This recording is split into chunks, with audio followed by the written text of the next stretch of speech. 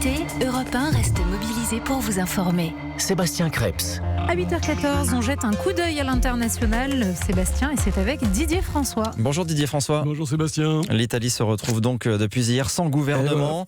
Le président du Conseil, Giuseppe Conte, ayant annoncé devant le Sénat son intention de démissionner puisque sa coalition n'a plus de majorité depuis la motion de censure déposée par le ministre de l'Intérieur, Matteo Salvini. Eh ben voilà, oui, de ce point de vue-là, le patron de la Ligue du Nord a gagné, une victoire en fait mécanique, puisque son parti s'est retiré de l'alliance formée il y a 14 mois avec le mouvement 5 étoiles.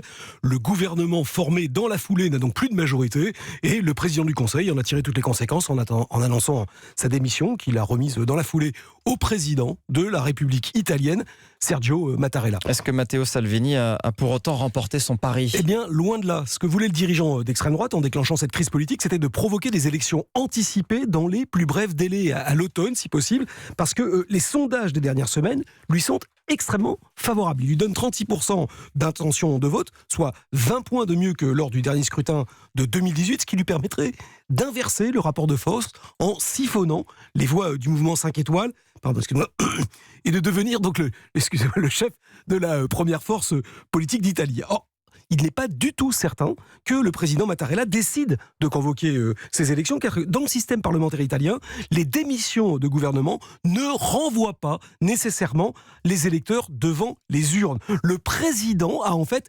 totalement la main, et il a d'ailleurs quelques jours, jusque jeudi en 7, pour consulter l'ensemble des groupes politiques, voir si par hasard, il ne serait pas disposé à constituer une nouvelle coalition, y compris autour de Giuseppe Conte, ce qui permettrait de reformer un gouvernement sans pour autant passer par les élections générales.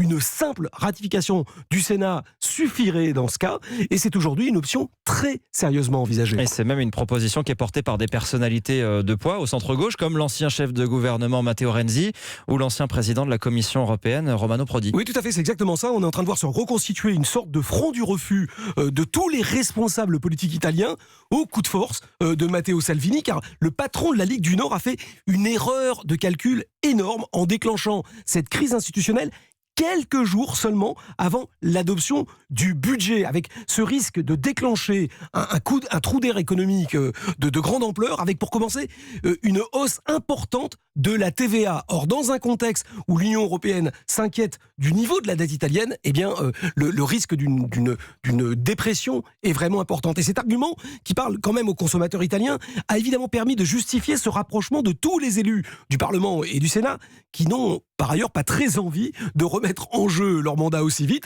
et dans des conditions plutôt défavorables. D'où ces diverses propositions de gouvernement provisoire, plus ou moins techniques, mais d'union nationale, ce qui permettrait à la fois d'éviter une crise économique et de repousser à une période plus calme le scrutin législatif. Donc vous voyez que l'affaire est loin d'être réglée, on va en reparler.